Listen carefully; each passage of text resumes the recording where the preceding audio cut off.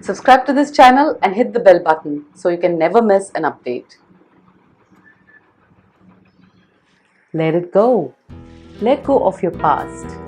Move on. We've heard these phrases from our well-wishers at some point or the other in our lives. So what exactly is letting go?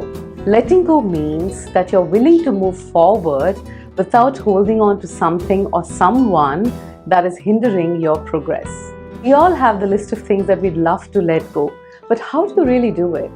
Here are the 7 different ways of letting go. Number 1, mindfulness.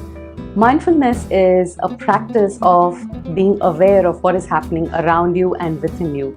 It is basically ensuring that you are concentrating on the current present moment.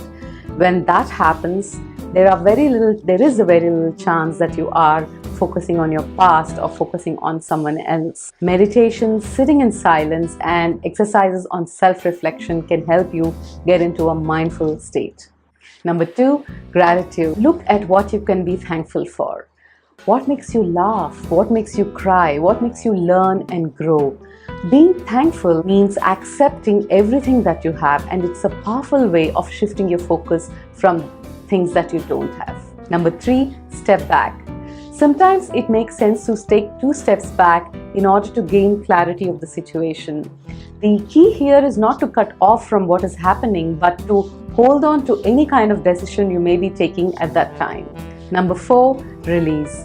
It is possible that sometimes we bury so much of pain within us, bottled up and suppressed, that letting go becomes very difficult. You can release your emotion by talking to someone that you trust. If you don't have anybody, you can engage a personal coach like me. The other alternate is that you can have intense physical exercises or movements such as dancing or running or brisk walking or even weightlifting can really help you get rid of the suppressed emotions. Number 5, rationalize. Make a list of all the things that are holding you back. People, things, situations, whatever that's holding you back. Write your expectations from each of these items and look at it rationally. If you feel pain and burdened by this exercise, you may physically tear the sheet up or burn it down. By doing so, you are throwing away or letting go metaphorically, and that helps. Number 6, set new goals. Now these could be personal or professional. Creating new goals will give you your new focus. And as you shift your focus away from what is bothering you to accomplishing the new goals, you will begin to move away from your past. Number 7, affirmations.